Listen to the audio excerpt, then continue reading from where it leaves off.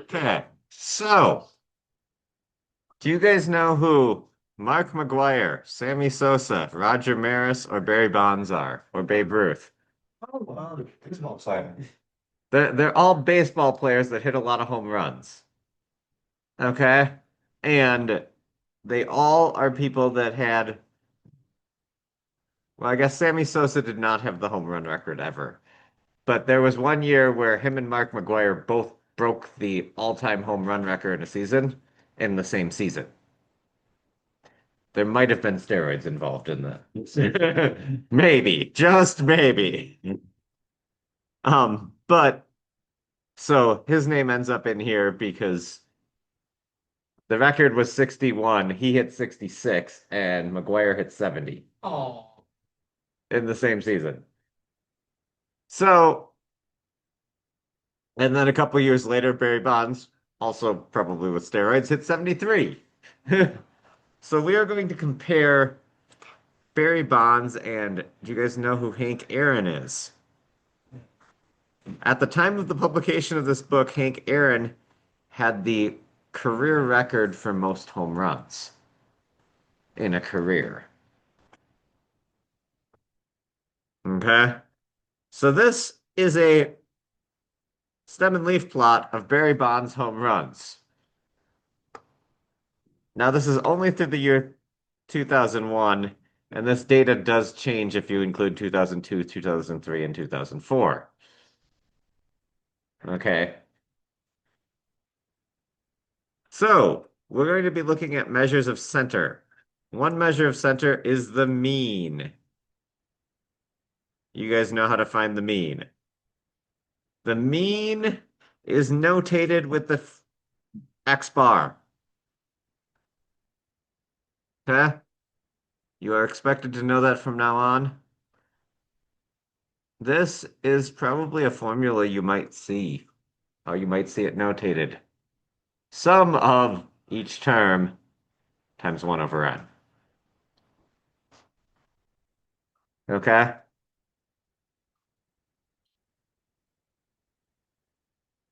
There. You know how to do the mean.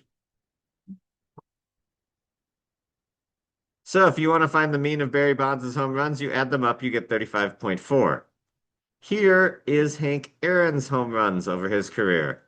You get 34.9.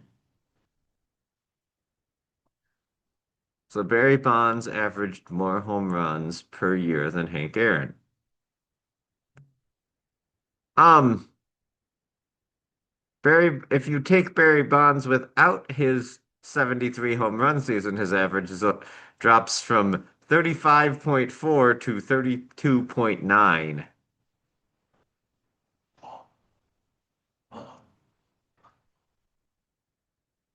Okay. Another measure of center, the mean is therefore called not resistant. Okay?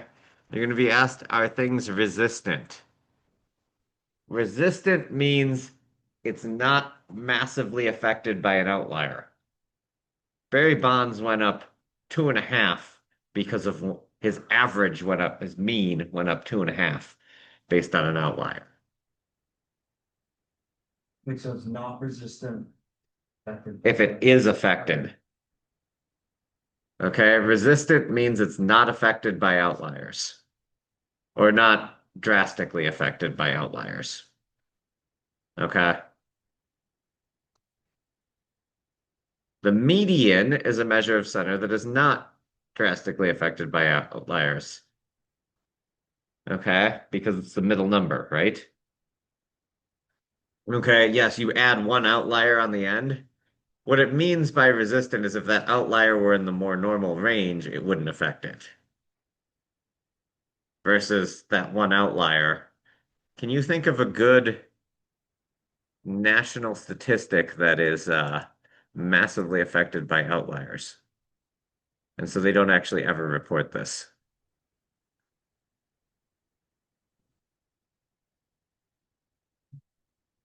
We get a hint. No. Income. Mean income of Americans. How does Jeff Bezos affect it versus the homeless guy? Hmm. Jeff Bezos drags it up a lot more than the homeless guy drags it down, right? So usually what they report is median income. And when you say average income, they're actually going to talk about the median. Yes, but Jeff Bezos counteracts about 500 homeless people. Wait, Like, that's. no, probably more. If you're talking median income, you're talking, and often they'll talk household income. So median household income's maybe 100,000, maybe 120. Which the hospital would be with that. So they would, but they're only 120 off. Jeff Bezos is 400 million off. They're 120,000 off.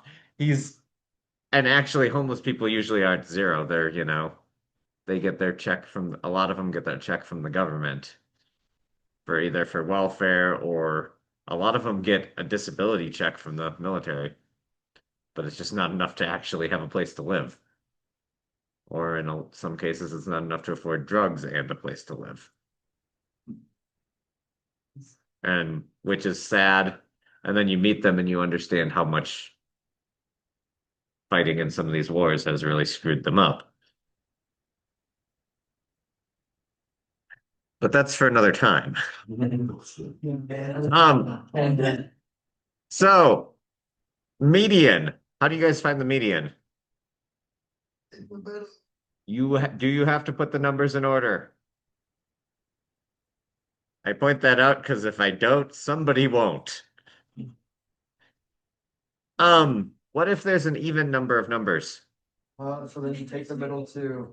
I may take the middle two and average them. Okay, comparing mean and median. Um, for Hank Aaron, his median is Barry Bonds' median was 34. Hank Aaron's was 38. Okay. So Hank Aaron looks better for this one. And again, I say all of these comparisons don't take into account the next few years of Barry Bonds, which were much closer to his 73 than some of the others. So measuring spread, okay? Spread is going to be measured, if we're talking mean, we measure it with standard deviation, okay? You're talking median, you measure it with interquartile range, okay? Do you guys know how to find the quartiles? Yeah, forget. Okay, quartile one is the median of the lower half. Quartile three is the median of the upper half. There is a little bit more to that.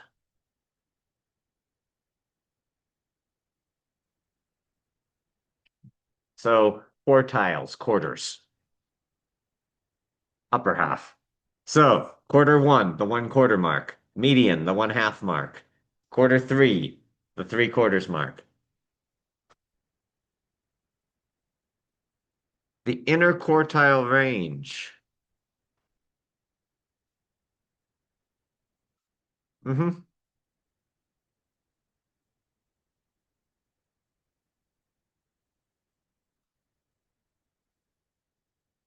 is just this. What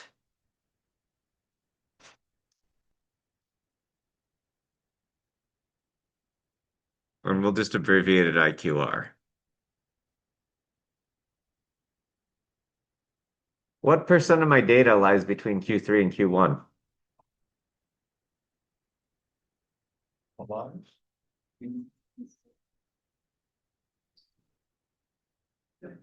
50%. Okay. Yes, the Q3 is the 75th percentile. Median's the 50th percentile. Q1 is the 25th percentile. Does that make sense? Okay. Couple other things to note with this. If the data set is odd and the median is actually a number in your data set, that median is neither in the upper or lower half. The median is neither in the upper or lower half. If you have an even set of data, like if I go back to Barry Bonds here.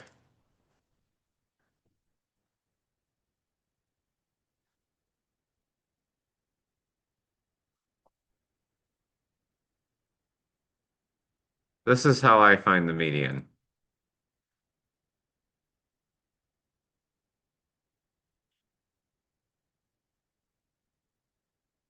Cross off from each side. So our median is set here between 34 and 34. This is not actually a piece of data in my data set, is it? It's the average of these two 34s. Lower half is this. Upper half is this. So then my median here, Q1 is 41. This is 25.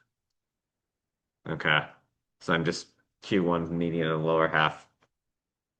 That makes sense?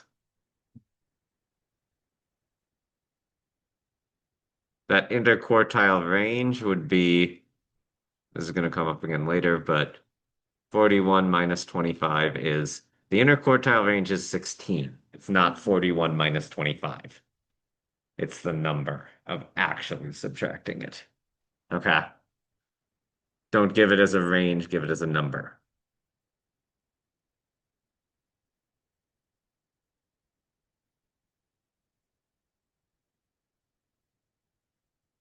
Okay, for Hank Aaron,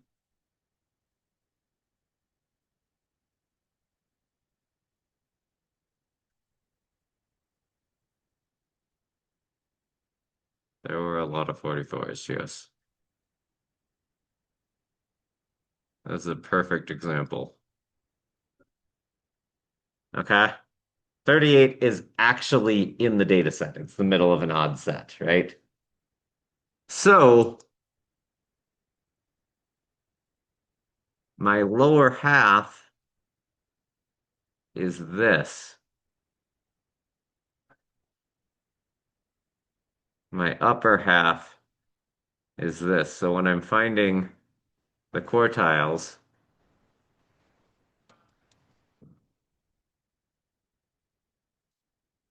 it's there, 44.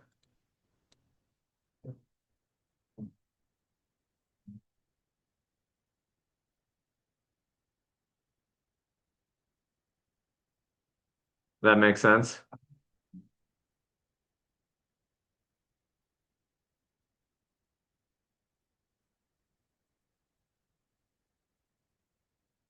Okay, so we know that the median is resistant, the mean is not. The interquartile range as well is resistant because an outlier is just one number among the fourth quarter area, right? Or the first quarter area. Box and whisker plot. Do you guys know how to make that?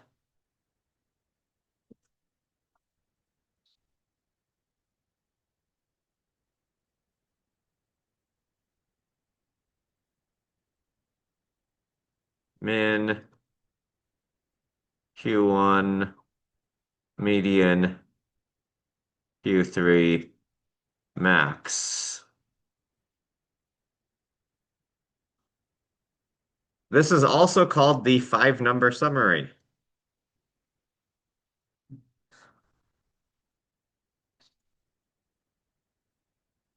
Well, the 5-number summary is just me listing them. So it's like this. These are the abbreviations that are used, they're standard. There really isn't an abbreviation for min and max, but capital M for median is standard. Q1, Q3. Well, I'm curious, is that the same like you get for, like, is that still for that, or is it? I don't know for sure. I think it's pretty universal math. I was like, Well, whatever, but and I think it's going to be Western languages probably use an M word for median, like formal, etc. They're probably pretty similar. So here's our quartiles. Our interquartile range, 44 minus 28 was also 16. Hey, they have the same interquartile range. Okay, criterion for an outlier. This book doesn't do it. This is kind of a new thing, and I actually learned this from Carnegie Learning. I know. And then we used it in my college stats class. I was like, actually really like this. Upper fence and lower fence. So if it's further away from the middle than these fences, it's an outlier. So the upper fence is Q3 plus 1.5 times the interquartile range. The lower fence is Q1 minus 1.5 times the interquartile range. So basically you're saying, is it more than 1.5 times the interquartile range away from those quartiles?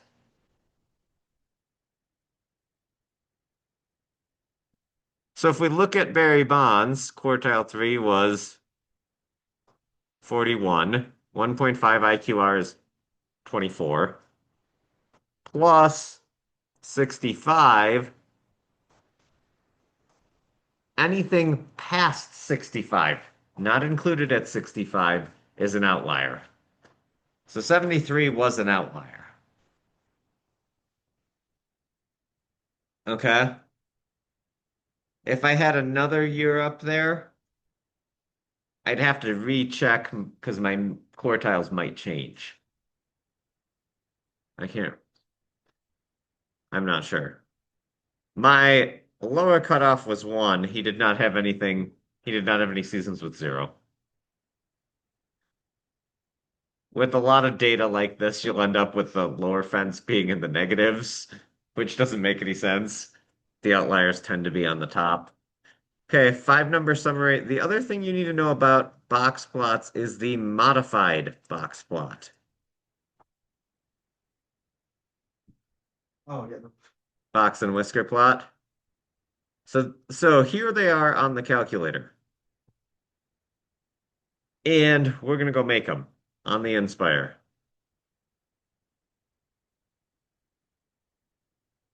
Can I put both sets of data? So you're gonna enter, here's the 2 sets of data. Go ahead and enter those on said Inspire.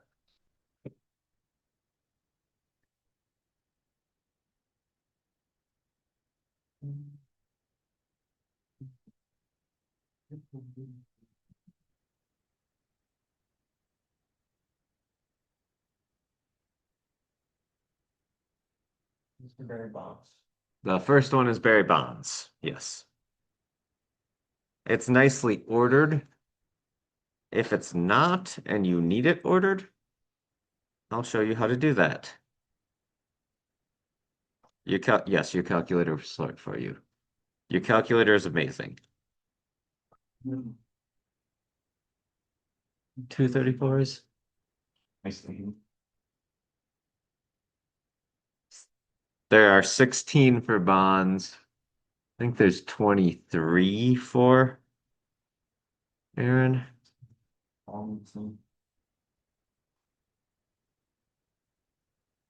Hank Aaron.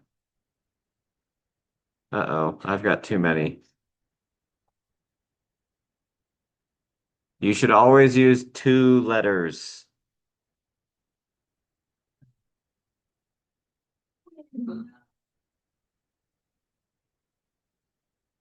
What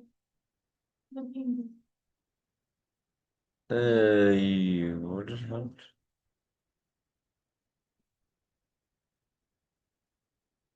that? I swear I've heard that before. I do not remember how it goes.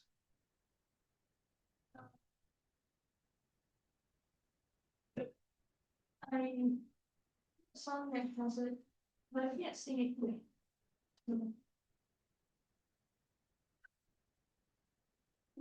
From the Pokemon High School. What? Everybody knows that.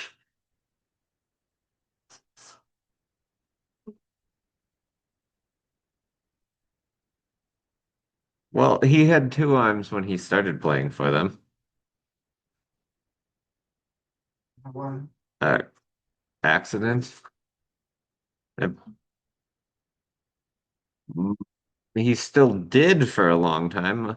I don't know if he still is alive. Some sort of accident, like motor vehicle accident, I think.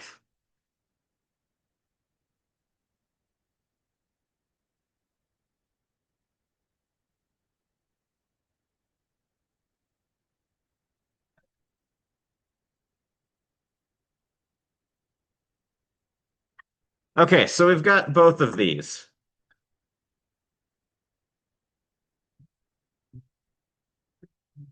And here I've got my, okay, there it's now on the screen. I've got everything entered. I'm going to add a data and statistics graph.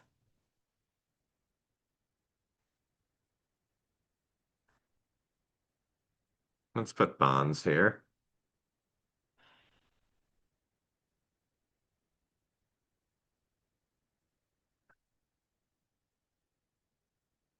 So now I'm going to do plot type.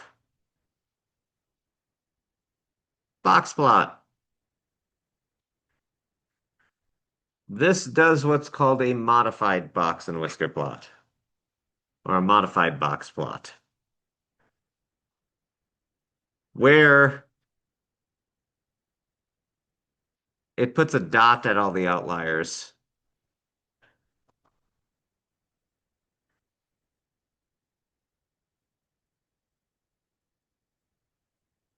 Oh, where's Worcester? Oh. Just leave that inside. It has whiskers, they're just not as long. I don't see the whisker. Oh, the end on the whisker? So the maximum becomes the maximum value that's not an outlier in a modified box plot. That makes sense? So now, watch this. Oh, wait. Can I do it here? Actions. Is it under actions?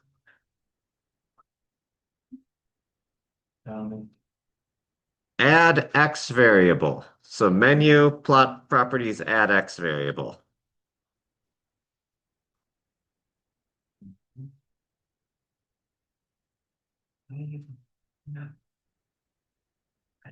What do you notice about these two?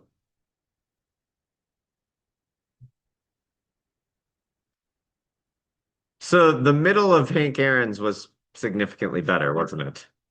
Most years. But Barry Bonds has this one that's just way outdoes it. And he's actually got a couple that outdo. He had a few better seasons, but for the course of his career, if it had ended at this year, Hank Aaron's middle would be better. That makes sense? So we can compare box and whisker plots this way. Everybody understand how to make a box and whisker plot?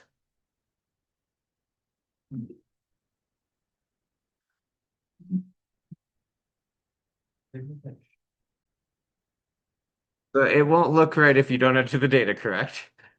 Good job, Dylan. I really like this different colors. If you don't, it doesn't really affect it. You just have to, they're labeled here on the side, who's who. Does he change the language? That's a setting. I'm not gonna tell you. There was a document in Chinese and I clicked on it. Okay, so I think it's just that document. We're good. Okay, so Is there- back to the stats. So we've got a lot more to do. So the 5 number summary, you just make the lists. Okay, your calculator can also generate that list. So, care to know how?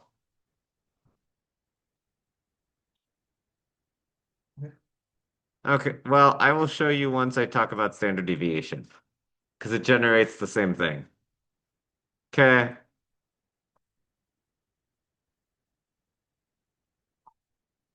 So, the standard deviation. Who here's ever done this by hand? It's kind of, yes, you did it in integrated one. Rowan, you would have done it in integrated one. Devin, you did it in integrated one. I don't think you got that far. Yeah, I know. We got through four. Who was in your class? It's so sweet. Um, Oh, my God, so most of you guys on you're my five minutes. So, anyways, what this does is you take each value minus the mean. So you figure out how far each one is from the mean. Some of those would be negative, right? No. So if you just add up all those values, you get 0. So what you do instead is you square them.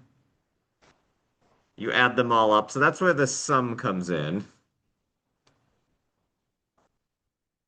And then you don't divide by n, you divide by n minus 1. And you get this s squared term known as the variance. You will be asked about variance later. Variance is simply the square of standard deviation. The standard deviation, you finally just square root that whole thing. So you get this kind of ugly looking formula, but what does it mean? It means take each value, subtract the mean from it, square it, add them all up, divide by n minus 1, not n, and then square root it. Lucky for you, yeah.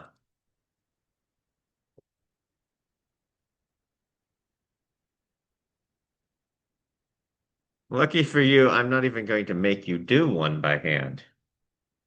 Is the IB exam going to? You probably had to in 123.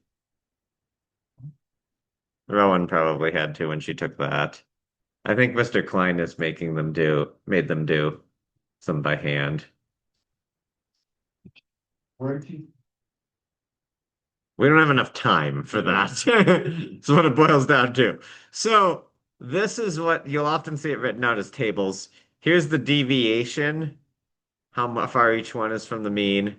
You square them, you add them all up, you divide by there's 7 terms here, so you're dividing by 6, then you square root it.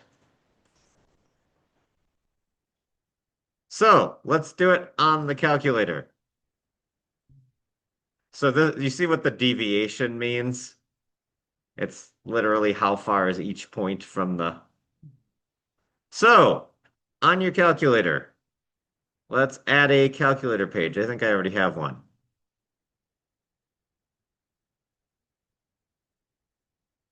And then we're going to press menu. We're going to go to statistics.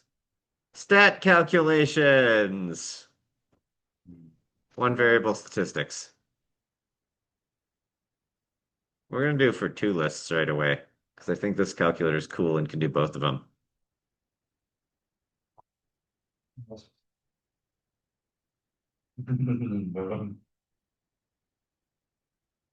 Everybody there?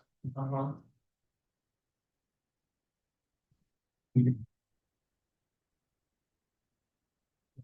Yeah. Click buttons faster. Yeah. Not the one. I already have it up. Yeah.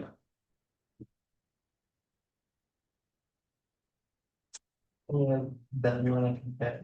Yeah, it's just crazy. It's like the shiny. That's all you pause. Oh, there it is. Now I can get both of them. So I had to click the over arrow because I don't like this. Oh, So I gotta click on that arrow. Oh, that's weird. So the first one is the mean. This one right here is the standard deviation. So sometimes it might just be better to do them one at a time. So the standard deviation is 9.023. This is known as the sample standard deviation.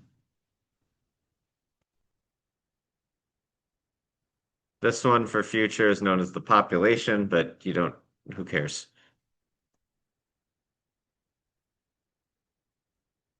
We almost never use that. And there's 21 pieces of data. This is my mean. I'm going to clear that and then I'm going to scroll down. Look what's here. Five number summary. Hey, it made it all for us. Oh, I didn't show you on your list. If you needed to, you could click menu, data, list operations.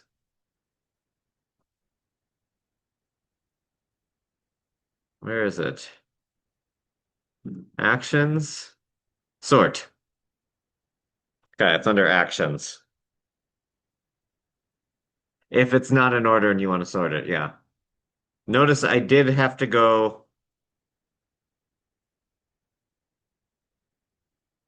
I have to scroll up, so I've highlighted the whole column for that.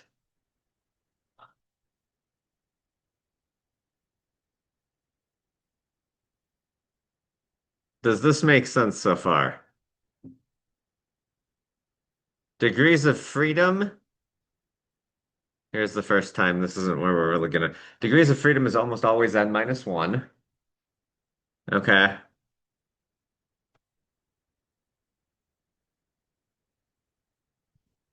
hmm We're gonna get to degrees of freedom later. I don't know why they put it there. But we won't get to it till chapter 11. Which is why I don't know why they put it there. Choosing which one to use. So if your data is mostly symmetric and doesn't have a lot of outliers, mean and standard deviation are the standard choice. If your data is prone to outliers, you will often choose the 5 number summary. Okay, to describe the center and spread. And remember, mean and standard deviation go together. Median and IQR go together. Really, really important things not to mix up.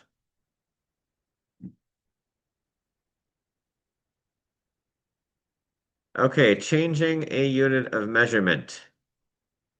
So, in the year 2000, the Los Angeles Lakers won the NBA title with Shaq and Kobe. You guys have probably all heard of them.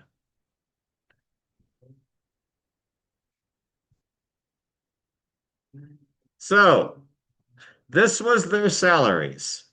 We've got Shaq at 17.1 million, which was a lot back then. Now it feels like, oh, you're kind of a scrub. He was probably the highest paid player in the league. Kobe at 11.8 million. Got some of these other guys. Anybody know who anybody else on there is? I'm shocked.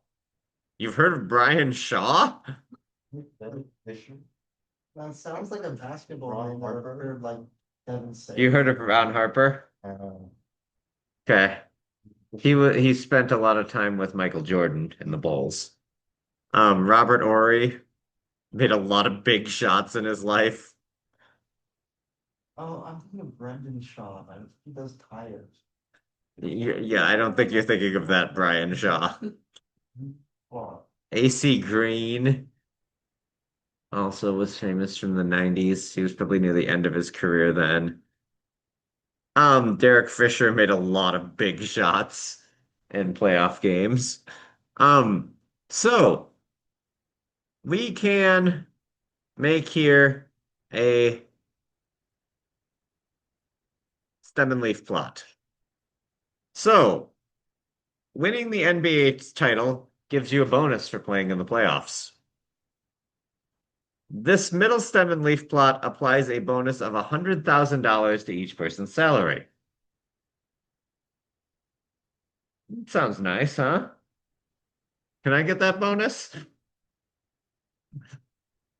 Um, this one over here applies a 10% bonus. I have no idea what that was. Nothing, just got a kid. And I was like, vacation. So, what happens to the median or the mean on this one and the median? We just add 100,000. It's very, very easy. Yeah, that would be 100,000 if I wrote nice. This, I take X bar times 1.1. Okay? no. That's good. So if I'm looking at the mean, I multiplied everybody's salary by, I got a 10% bonus. So multiplied it by 1.1. Now on the bottom, that didn't help as much. That 300,000, instead of going to 400,000, is now only 330,000. Still, I'd take a $30,000 bonus. Yeah. For Shaq, this is only 100,000 versus instead this is 1.8 million. So this 10% bonus, this S here is still S. The standard deviation doesn't change for a linear shift. Where everybody shifts the same amount, standard deviation IQR doesn't change. The measures of spread don't change for a linear shift. The measures of center just get that linear shift added to it. Okay, the trick is the measure of spread for this scaling shift. Okay, the scaling transformation of 10%. I'm going to shift down and make sure I'm right before I tell you.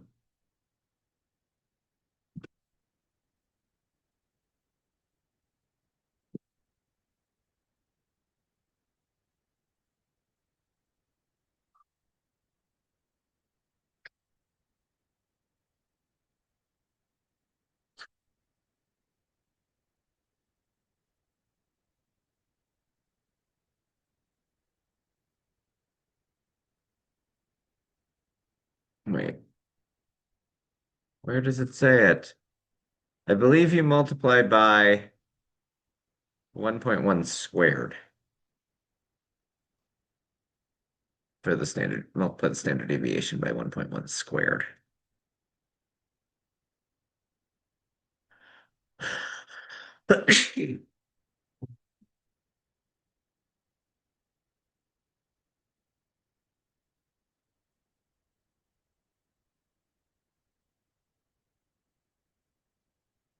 Oh, nope, just by 1.1.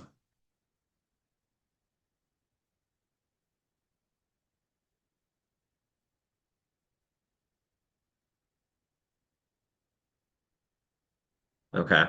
I'm getting confused with stuff we're going to do later.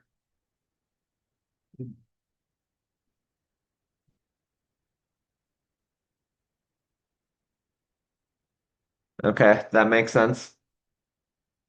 So your spread also has to be increased when you do a scaling transformation.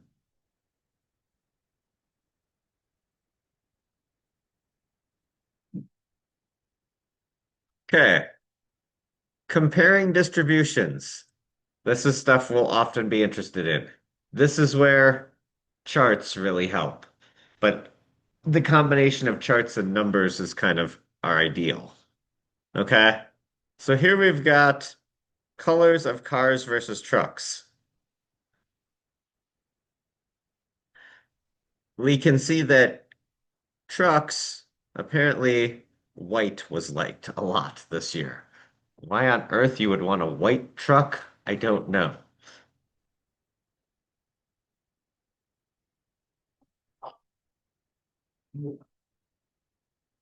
I think you want trucks in a dark color.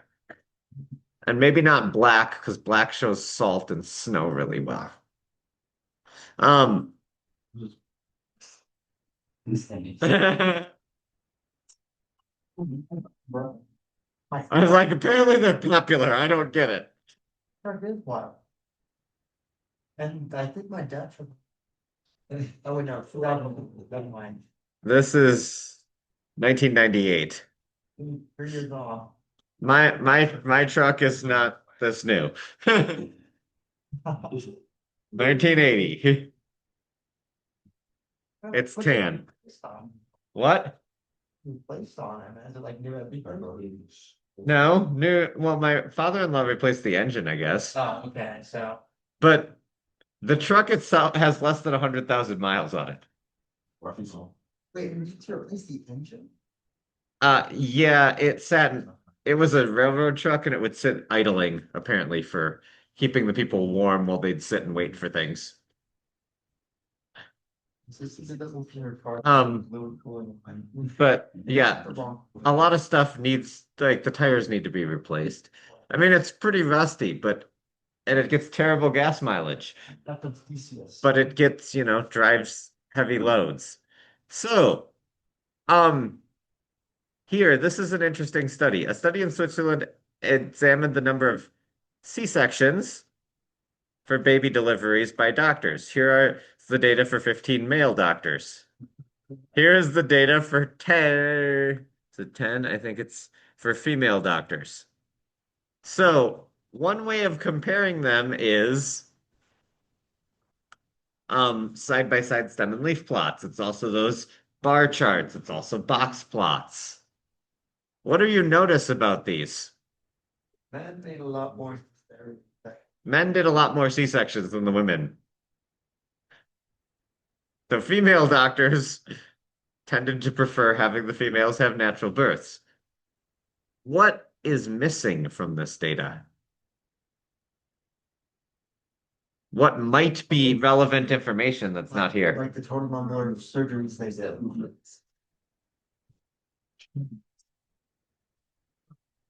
Okay, so mother's preference isn't shown in this data. The total number of deliveries is not shown. If this guy did 400 and this lady did 100, you would expect a lot more. Maybe they're all from the same hospital and that's not relevant and they're all about the same, but we don't know. And that's an important piece of data that is not talked about. Okay? Yeah, at least you're right. You don't know anything about the mother's preference. Was just having the C-section. I'm gonna go to that doctor. They're just a C-section expert. This is a natural birth expert. I'm gonna go to her. Doesn't do C-sections unless that also is relevant information. It is very easy to lie with stats by leaving out that data. And a lot of people don't even intend to lie, but they share data that is not. We're going to get later to something called Simpson's paradox. It actually reverses stuff.